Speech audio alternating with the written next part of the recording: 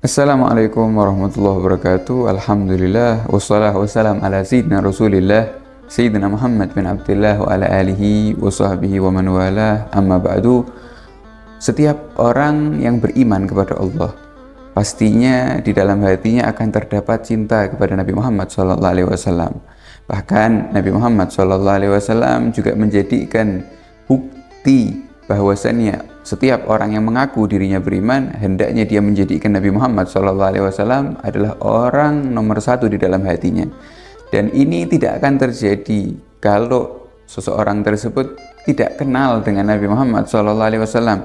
Sebagaimana pepatah yang mengatakan tak kenal maka tak sayang. Sehingga di sini kita akan mulai membahas daripada sirah Nabi Muhammad SAW, kisah yang terjadi pada kehidupan Nabi Muhammad SAW, yang tentunya semuanya akan memberikan daripada hikmah dan memperbaiki daripada kehidupan kita, karena tujuan Nabi Muhammad SAW diutus kepada kita untuk menjadi pemimpin di dalam kehidupan kita, untuk menjadi imam di dalam urusan ibadah kita, bahkan untuk menjadi guru daripada setiap faktor kehidupan kita. Maka kali ini kita akan bahas tentang keadaan orang-orang Arab sebelum datangnya Nabi Muhammad SAW. Kita tahu Nabi Muhammad SAW memikul daripada misi yang berat. Nabi Muhammad SAW diutus oleh Allah Subhanahu wa Ta'ala membawa risalah yang sangat agung, sehingga kita akan mengetahui betapa beratnya dakwah atau misi Nabi Muhammad SAW dengan mengenali keadaan bangsa Arab ketika itu. Dan tidak menjadi rahasia lagi, di zaman Nabi Muhammad SAW atau sebelum diutusnya Nabi Muhammad, bangsa Arab ketika itu dijuluki bangsa jahiliyah karena jatuhnya moral, bahkan hilangnya akhlak ketika itu, dan jauhnya mereka daripada nilai-nilai kehidupan. Termasuk daripada perkara yang menjadi penyebab bangsa tersebut dinamai bangsa jahiliyah adalah karena bangsa Arab ketika itu memiliki fanatik kesukuan yang sangat-sangat dahsyat. Bahkan tidak jarang fanatik ini menjadi atau menyulut daripada peperangan di antara mereka. Peperangan antar keluarga, peperangan antar suku, bahkan peperangan antar satu laki-laki dengan laki-laki yang lain. Dan mereka, orang-orang Arab ketika itu, menjadikan peperangan ini sebagai hiburan, sebagai tradisi, bahkan sebagai hobi. Cara mereka melampiaskan daripada hawa nafsu mereka, baik peperangan tersebut dengan sebab atau waliyadzubillah bahkan tanpa sebab, ya, sehingga ringan bagi mereka ini menumpahkan darah, bahkan menjadi perkara yang remeh di antara mereka. Karena kebiasaan yang buruk seperti ini, mereka orang-orang Arab sampai setiap tahunnya menewaskan waliyadzubillah ribuan orang di zaman tersebut. Sehingga datanglah Islam, datanglah Nabi Muhammad SAW yang menjunjung tinggi daripada kemanusiaan, yang mengangkat daripada harga darah seorang muslim yang sangat mulia, tidak boleh ditumpahkan tanpa sebab atau tanpa haknya Allah Subhanahu wa Ta'ala. Adapun faktor yang lain yang menjadikan bangsa Arab ini dinamai zaman bangsa jahiliyah adalah mereka ini memiliki tradisi yang sangat buruk, yaitu minum-minuman keras, mabuk-mabukan, menghilangkan akalnya. Ya, kita tahu bahwasanya Allah memuliakan manusia ini dengan akalnya berbeda dengan binatang atau makhluk yang lain. Akan tetapi karena kebodohan manusia menutupi akal mereka dengan minuman-minuman keras. Dan tradisi minum-minuman keras ini di zaman jahiliyah sudah mendarah daging, menjadikan penghias setiap perkumpulan mereka. Mereka bersenang-senang, tentunya pasti di situ ada minuman-minuman keras. Dan kita mengetahui ini dengan banyaknya daripada syu'ara, para penyair di zaman jahiliyah yang mensifati setiap perkumpulan mereka pasti dengan adanya minum-minuman keras, sampai mereka memiliki istilah atau nama minum-minuman keras ini dengan nama yang sangat banyak. Sampai-sampai mereka pun juga menandai setiap toko atau warung yang menjual di situ minum-minuman keras ditandai dengan bendera, sehingga orang yang lewat tanpa perlu bertanya langsung mengetahui bahwasanya tempat ini menjual minuman keras, siapa yang mau pasti langsung akan masuk dan membelinya. Waliyadzubillah. Ya, karena perkara tersebut sampai-sampai setiap orang yang berdagang ketika itu, atau istilah at-tijarah di zaman jahiliyah, mereka ini selalu mengatakan bahwasanya tijarah ini adalah pasti menjual daripada minuman keras. Ini di zaman jahiliyah sebelum datangnya Islam, yang mana Nabi Muhammad SAW memberantas dan mengharamkan yang namanya minuman keras. Kemudian faktor yang lain adalah mereka ini sangat bangga dan sangat senang untuk melakukan yang namanya perjudian. Setiap perkumpulan mereka pasti ada minuman keras, dan juga mereka pasti berkumpul untuk berjudi. Bahkan perjudian ini hampir dikatakan sesuatu yang wajib bagi mereka, karena kebanggaan bagi mereka untuk setiap harinya berkumpul untuk berjudi. Sampai-sampai mereka ini akan mengatakan atau menganggap seseorang yang tidak mau berjudi adalah orang yang tercela.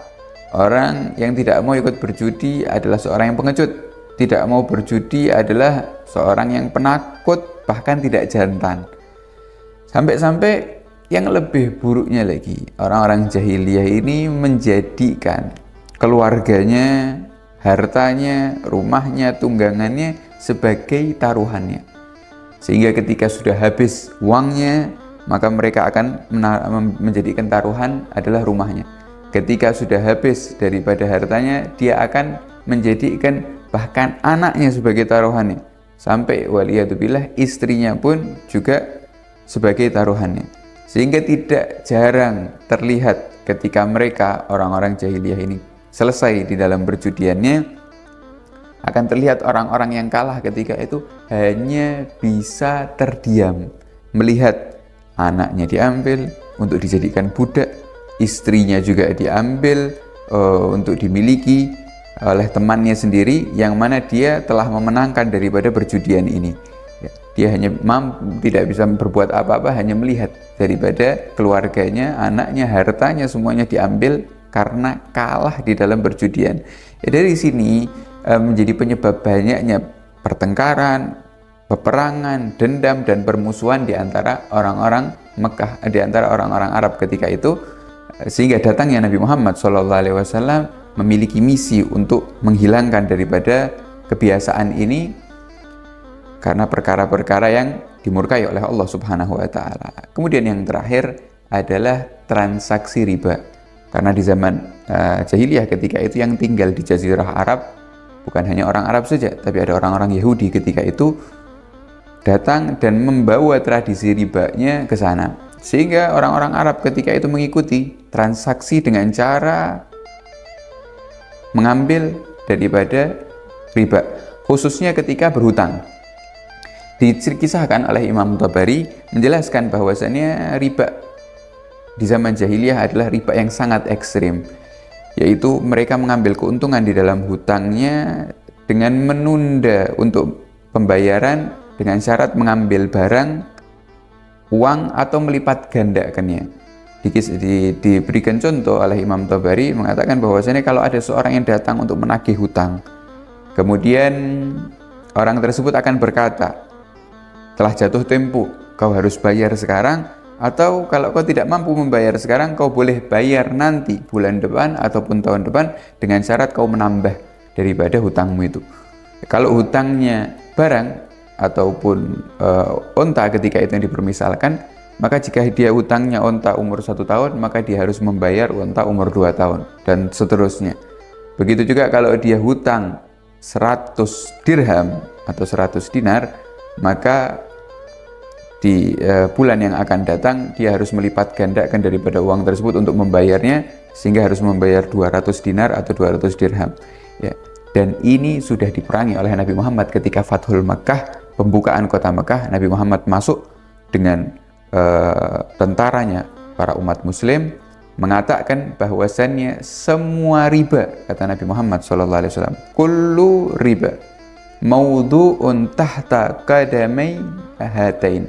Kata Rasulullah SAW, semua riba sudah aku jatuhkan, sudah aku hilangkan, semuanya aku letakkan di bawah telapak kakiku ini, kata Rasulullah SAW. Karena di dalam Islam Allah Subhanahu wa taala mengharamkan riba sama saja memerangi Allah Subhanahu wa taala. Ya, dan bangsa Arab ketika itu disebut jahiliyah karena bahkan mereka pun juga tidak bisa membedakan antara jual beli dengan riba, sampai-sampai mereka mengatakan innamal bai'u mithlur riba. Sungguhnya jual beli ini sama dengan riba, kata mereka. Kemudian dijelaskan oleh Nabi Muhammad, dijelaskan oleh Allah Subhanahu wa taala, sampai ketika Fathul Makkah transaksi riba tersebut dihilangkan di kota Mekah dan di setiap daerah yang di situ banyak orang-orang muslim.